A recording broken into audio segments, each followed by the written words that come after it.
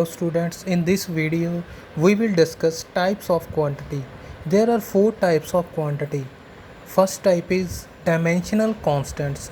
So what is dimensional constant? Dimensional constant ਹੁੰਦੇ ਕੀ ਆ? ਹੁਣ dimensional constant ਕੀ ਆ?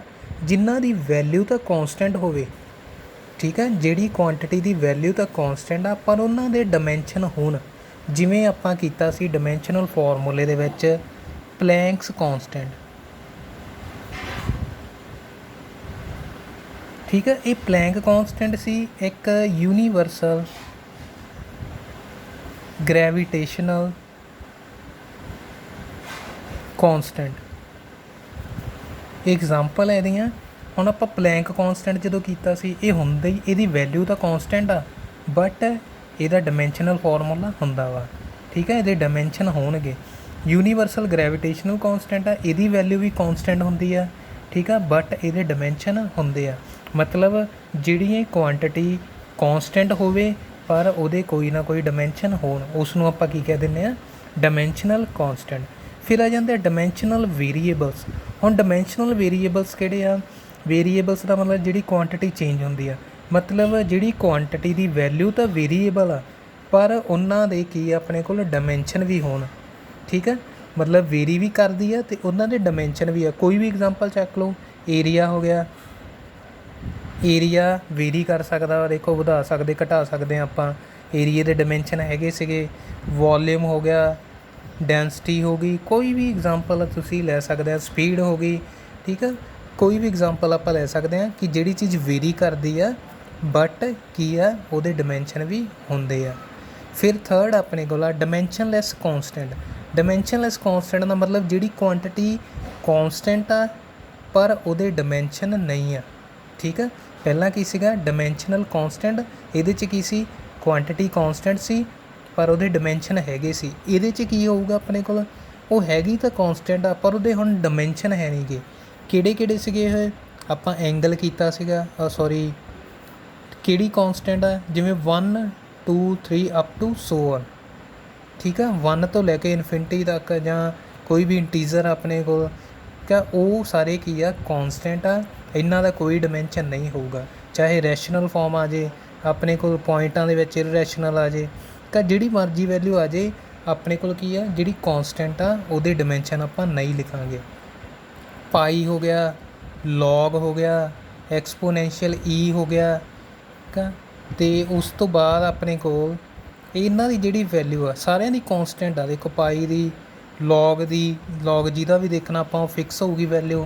ਇਹਦੀ ਈ ਦੀ ਵੈਲਿਊ 2.17 ਹੁੰਦੀ ਆ। ਮਤਲਬ ਇਹ ਸਾਰਿਆਂ ਦੀ ਵੈਲਿਊ ਕੀ ਆ? ਫਿਕਸ ਆ। ਠੀਕ ਆ, ਇਹ ਸਾਰੇ ਕੌਂਸਟੈਂਟ ਆ। ਜਦੋਂ ਵੀ ਇਹ ਕਿਸੇ ਫਾਰਮੂਲੇ 'ਚ ਆਉਣਗੇ ਆਪਾਂ ਇਹਨਾਂ ਦੇ ਡਾਇਮੈਂਸ਼ਨ ਨਹੀਂ ਲਿਖਾਂਗੇ ਕਿਉਂਕਿ ਇਹ ਸਾਰੇ ਕੀ ਆ? ਡਾਇਮੈਂਸ਼ਨਲੈਸ ਆ। ਫਿਰ ਆਪਣੇ ਕੋਲ ਆ ਜਾਂਦਾ ਡਾਇਮੈਂਸ਼ਨਲੈਸ ਵੇਰੀਏਬਲ। ਹੁਣ ਇਹਦੇ 'ਚ ਕੀ ਹੋਊਗਾ? ਡਾਇਮੈਂਸ਼ਨਲੈਸ ਵੇਰੀਏਬਲਸ ਦੇ ਵਿੱਚ ਕਿ ਜਿਹੜੀ ਕੁਆਂਟਿਟੀ ਵੇਰੀ ਤਾਂ ਕਰਦੀ, ਮਤਲਬ ਚੇਂਜ ਹੁੰਦੀ ਪਈ ਆ ਪਰ ਉਹਦੇ ਡਾਇਮੈਂਸ਼ਨ ਨਹੀਂ ਆ। ਹੁਣ ਆਪਾਂ ਕਿਹੜਾ ਡਾਇਮੈਂਸ਼ਨਲ ਫਾਰਮੂਲਾ ਕੀਤਾ ਸੀ? ਜਿਵੇਂ ਐਂਗਲ ਕੀਤੀ ਸੀ ਆਪਾਂ, ਇਹਦੀ ਐਗਜ਼ਾਮਪਲ ਕੀ ਆ ਗਈ? ਐਂਗਲ। ਐਂਗਲ ਦੇਖੋ 0 ਤੋਂ ਲੈ ਕੇ 360 ਤੱਕ ਵੇਰੀ ਕਰ ਸਕਦਾ ਵਾ ਪਰ ਇਹਨੂੰ ਆਪਾਂ ਕੀ ਕਿਹਾ ਸੀਗਾ? ਡਾਇਮੈਂਸ਼ਨ ਲੈਸ। ਠੀਕ ਹੈ, ਡਾਇਮੈਂਸ਼ਨ ਲੈਸ ਸੀਗਾ। ਇਸੇ ਤਰ੍ਹਾਂ ਆਪਣੇ ਕੋਲ ਸਟ੍ਰੇਨ ਸੀਗੀ, ਸਟ੍ਰੇਨ ਵੀ ਵੇਰੀ ਕਰਦੀ ਆ। ਠੀਕ ਹੈ, ਜਿੰਨੀ ਆਪਾਂ ਲੈਂਥ ਵਧਾਈ ਜਾਵਾਂਗੇ, ਰਬੜ ਨੂੰ ਖਿੱਚੀ ਜਾਵਾਂਗੇ, ਚੇਂਜ ਹੋਈ ਜਾਊ ਲੈਂਥ। ਦੇ ਇਹਦਾ ਮਤਲਬ ਸਟ੍ਰੇਨ ਵੀ ਵੇਰੀ ਕਰਦੀ ਆ ਪਰ ਇਹ ਵੀ ਕੀ ਸੀ? ਡਾਇਮੈਂਸ਼ਨ ਲੈਸ। ਮਤਲਬ ਇਹਨਾਂ ਨੂੰ ਆਪਾਂ ਕਹਿ ਦਿੰਦੇ ਆ ਡਾਇਮੈਂਸ਼ਨ ਲੈਸ ਵੇਰੀਏਬਲ, ਜਿਨ੍ਹਾਂ ਦੀ ਵੈਲਿਊ ਤਾਂ ਚੇਂਜ ਹੁੰਦੀ ਆ ਪਰ ਇਹਨਾਂ ਦਾ ਡਾਇਮੈਂਸ਼ਨ ਕੋਈ ਨਹੀਂ ਹੁੰਦਾ। ਇਹ ਸੀਗੀਆਂ 4 ਟਾਈਪ ਆਫ ਕੁਆਂਟੀਟੀਜ਼। ਆਪਣਾ ਟੌਪਿਕ ਆ ਉਹ ਹੈਗਾ ਯੂਜ਼ ਆਫ ਡਾਇਮੈਂਸ਼ਨਲ ਇਕੁਏਸ਼ਨ। ਮਤਲਬ ਜਿਹੜੀਆਂ ਡਾਇਮੈਂਸ਼ਨਲ ਇਕੁਏਸ਼ਨ ਉਹਨਾਂ ਦਾ ਯੂਜ਼ ਆਪਾਂ ਕਿੱਥੇ ਕਿੱਥੇ ਕਰਦੇ ਹਾਂ? ਇਹ 3 ਜਗ੍ਹਾ ਯੂਜ਼ ਕਰਦੇ ਹਾਂ। ਤਿੰਨੋਂ ਟਾਈਪ ਦੇ ਨੂਮੈਰੀਕਲ ਆਪਾਂ ਕਰਾਂਗੇ ਬਟ ਸਾਰਿਆਂ ਨਾਲੋਂ ਪਹਿਲਾਂ ਆਪਾਂ ਡਿਸਕਸ ਕਰਾਂਗੇ ਚੈਕਿੰਗ ਦਾ ਕਰੈਕਟਨੈਸ ਆਫ ਗਿਵਨ ਫਾਰਮੂਲਾ। ਕੋਈ ਫਾਰਮੂਲਾ ਗਿਵਨ ਆ, ਆਪਾਂ ਡਾਇਮੈਂਸ਼ਨਲ ਫਾਰਮੂਲੇ ਦੀ ਹੈਲਪ ਦੇ ਨਾਲ ਉਹਦੀ ਕਰੈਕਟਨੈਸ ਚੈੱਕ ਕਰਨੀ ਆ। ਠੀਕ ਆ, ਇੱਥੇ ਆਪਾਂ ਯੂਜ਼ ਕਰਾਂਗੇ ਜਿਹੜੀ ਆਪਾਂ ਡੈਫੀਨੇਸ਼ਨ ਕਰ ਚੁੱਕੇ ਹਾਂ, ਪ੍ਰਿੰਸੀਪਲ ਆਫ ਹੋਮੋਜੈਨਿਟੀ। ਆਪਾਂ ਕੀ ਕਿਹਾ ਸੀ ਪ੍ਰਿੰਸੀਪਲ ਆਫ ਹੋਮੋਜੈਨਿਟੀ ਦੇ ਵਿੱਚ? ਕਿ ਆਪਾਂ ਨੂੰ ਕੋਈ ਵੀ ਫਾਰਮੂਲਾ ਗਿਵਨ ਆ ਆਪਾਂ ਕੀ ਕਰਾਂਗੇ, ਉਹਦੀ ਕਰੈਕਟਨੈਸ ਜਦੋਂ ਵੀ ਚੈੱਕ ਕਰਨੀ ਆ ਲੈਫਟ ਹੈਂਡ ਸਾਈਡ ਅਤੇ ਰਾਈਟ ਹੈਂਡ ਸਾਈਡ ਦੇ ਵਿੱਚ ਜਿੰਨੀਆਂ ਵੀ ਕੁਆਂਟੀਟੀਜ਼ ਹੋਣਗੀਆਂ ਉਹਨਾਂ ਦਾ ਡਾਇਮੈਂਸ਼ਨਲ ਫਾਰਮੂਲਾ ਕੀ ਹੋਣਾ ਚਾਹੀਦਾ, ਸੇਮ ਹੋਣਾ ਚਾਹੀਦਾ। ਹੁਣ ਇਹਨੂੰ ਆਪਾਂ ਇੱਕ ਐਗਜ਼ਾਮਪਲ ਦੀ ਹੈਲਪ ਦੇ ਨਾਲ ਸੋਲਵ ਕਰਦੇ ਹਾਂ। ਇਹਦੇ ਲਈ ਜ਼ਰੂਰੀ ਆ ਕਿ ਤੁਹਾਨੂੰ ਸਾਰੇ ਡਾਇਮੈਂਸ਼ਨਲ ਫਾਰਮੂਲੇ ਆਉਣੇ ਚਾਹੀਦੇ ਆ। ਜੇ ਤੁਹਾਨੂੰ ਸਾਰੇ ਡਾਇਮੈਂਸ਼ਨਲ ਫਾਰਮੂਲੇ ਆਉਂਦੇ ਆ ਤਾਂ ਹੀ ਤੁਸੀਂ ਇਹਨਾਂ ਨਿਊਮੈਰੀਕਲਸ ਨੂੰ ਸੋਲਵ ਕਰ ਸਕਦੇ ਆ। ਜਿਵੇਂ ਫਸਟ ਐਗਜ਼ਾਮਪਲ ਆਪਣੇ ਕੋਲ ਆਪਾਂ ਫਾਰਮੂਲਾ ਸਪੋਜ਼ ਕਰਨ ਲੱਗੇ S = UT + ਹਾਫ AT²। ਹੁਣ S ਇੱਥੇ ਕੀ ਆ, S ਆਪਣੇ ਕੋਲ ਕੀ ਆ, ਡਿਸਪਲੇਸਮੈਂਟ, ਠੀਕ ਹੈ, ਡਿਸਪਲੇਸਮੈਂਟ ਆ। U ਇਨੀਸ਼ੀਅਲ ਵੈਲੋਸਿਟੀ ਆ, T ਟਾਈਮ ਆ, ਅਤੇ ਇਹ ਜਿਹੜੀ ਹੈ ਆਪਣੇ ਕੋਲ ਇੱਥੇ ਐਕਸਲਰੇਸ਼ਨ ਆ। ਹੁਣ ਜਿੰਨੀਆਂ ਵੀ ਆਪਾਂ ਨੂੰ ਫਿਜ਼ੀਕਲ ਕੁਆਂਟਿਟੀ ਗਿਵਨ ਆ ਇਹਨਾਂ ਸਾਰਿਆਂ ਦੇ ਡਾਇਮੈਂਸ਼ਨਲ ਫਾਰਮੂਲੇ ਹੋਣੇ ਚਾਹੀਦੇ ਆ। ਆਪਾਂ ਚੈੱਕ ਕਰ ਲੈਂਦੇ ਆ ਇਹਦਾ, ਇਸ ਦਾ ਡਾਇਮੈਂਸ਼ਨਲ ਫਾਰਮੂਲਾ ਸੇਮ ਆ ਕਿ ਨਹੀਂ ਆ। ਜੇ ਤਾਂ ਸੇਮ ਆ ਗਿਆ ਸਾਰਿਆਂ ਦਾ, ਠੀਕ ਆ, ਆਪਾਂ ਕੀ ਕਹਾਂਗੇ, ਇਹ ਫਾਰਮੂਲਾ ਕੀ ਆ, ਡਾਇਮੈਂਸ਼ਨਲੀ ਕਰੈਕਟ ਆ। ਹੁਣ ਦੇਖੋ ਡਿਸਟੈਂਸ ਸਿੰਪਲ ਕੀ ਆ, ਲੈਂਥ ਆ। ਇਹਦਾ ਡਾਇਮੈਂਸ਼ਨਲ ਫਾਰਮੂਲਾ ਕੀ ਆਊਗਾ, ਸਿੰਪਲ L। ਟਾਈਮ ਦਾ ਟਾਈਮ ਹੀ ਹੋਊਗਾ। U ਕੀ ਇੱਥੇ ਇਨੀਸ਼ੀਅਲ ਵੈਲੋਸਿਟੀ ਆ ਜੇ, ਫਾਈਨਲ ਵੈਲੋਸਿਟੀ ਆ ਜੇ, ਲੀਨੀਅਰ ਵੈਲੋਸਿਟੀ, ਜਿਹੜੀ ਮਰਜ਼ੀ ਆ ਜੇ ਵੈਲੋਸਿਟੀ ਇਹਨਾਂ ਦੇ ਵਿੱਚੋਂ, ਠੀਕ ਹੈ। ਇਹਨਾਂ ਦਾ ਜਿਹੜਾ ਫਾਰਮੂਲਾ ਵੈਲੋਸਿਟੀ ਇਹ ਆਊਗਾ LT-1 ਸੀਗਾ, ਇਸ ਦਾ ਫਾਰਮੂਲਾ LT-1। ਫਿਰ ਐਕਸਲਰੇਸ਼ਨ ਦਾ ਫਾਰਮੂਲਾ ਕੀ ਸੀ, ਵੈਲੋਸਿਟੀ ਬਾਈ ਟਾਈਮ, ਕੀ ਬਣ ਜਾਊਗਾ LT-2। ਹੁਣ ਆਪਾਂ ਇਸ ਦੇ ਵਿੱਚ ਪੁੱਟ ਕਰਕੇ ਦੇਖ ਲੈਂਦੇ ਹਾਂ ਕਿ ਸਾਰਿਆਂ ਦੇ ਡਾਇਮੈਂਸ਼ਨ ਸੇਮ ਆਉਂਦੇ ਆ।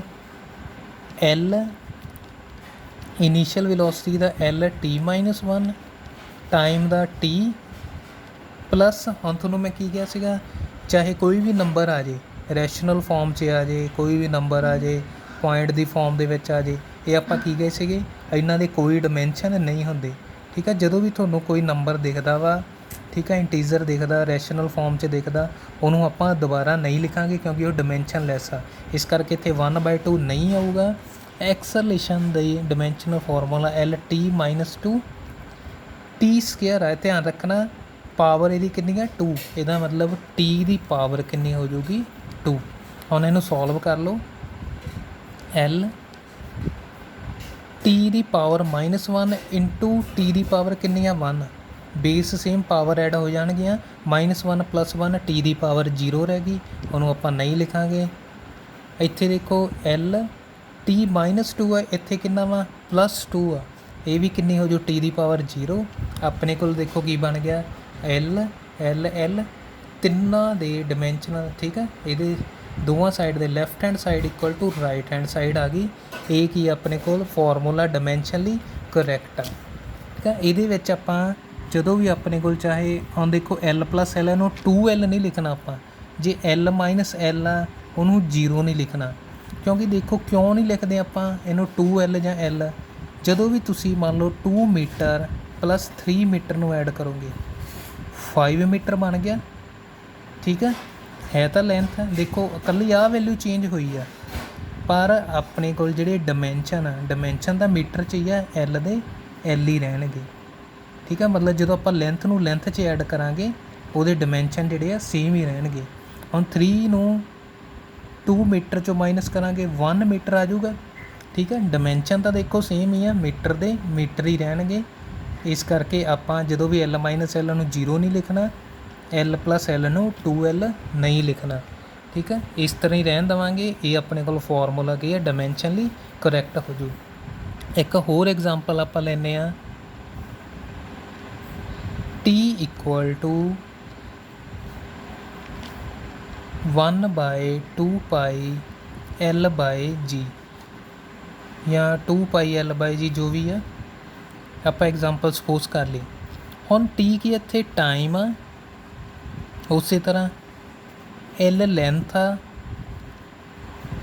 G ਜਿਹੜੀ ਇੱਥੇ ਆਪਾਂ ਨੂੰ ਪਤਾ ਸਮਾਲ g ਕੀ ਦਾ ਸਿੰਬਲ ਆ, ਐਕਸਲਰੇਸ਼ਨ ਡਿਊ ਟੂ ਗ੍ਰੈਵਿਟੀ ਦਾ।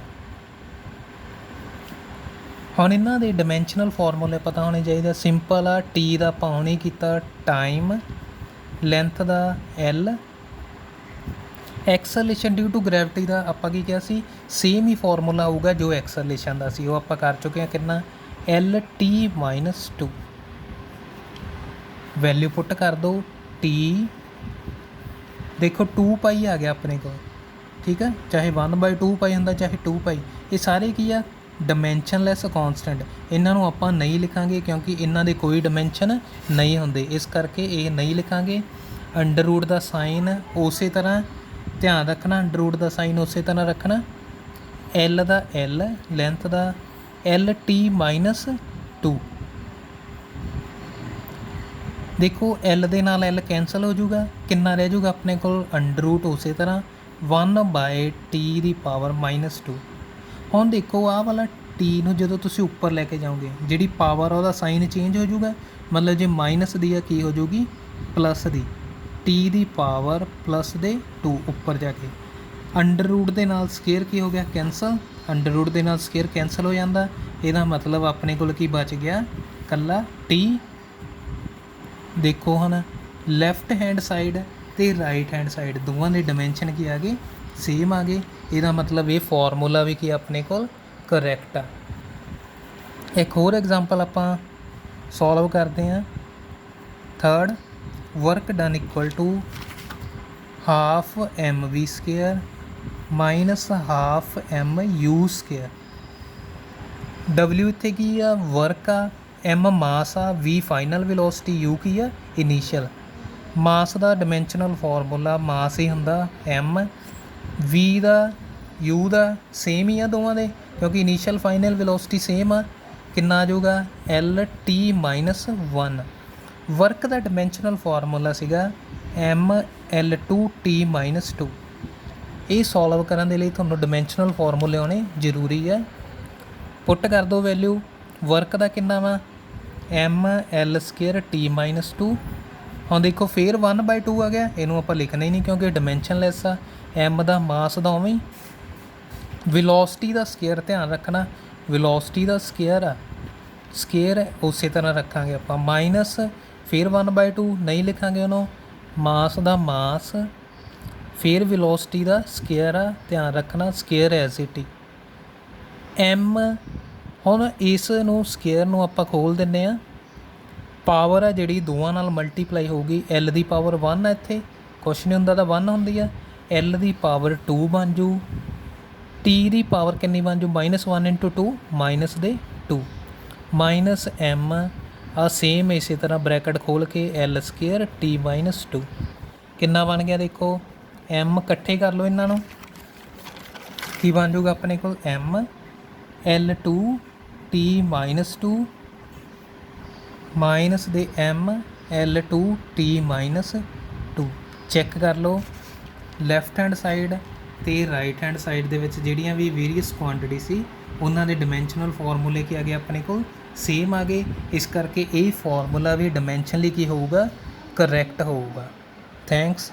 ਜੇ ਵੀਡੀਓ ਚੰਗੀ ਲੱਗੀ ਲਾਈਕ, ਸ਼ੇਅਰ ਅਤੇ ਸਬਸਕ੍ਰਾਈਬ ਕਰਨਾ ਚੈਨਲ ਨੂੰ।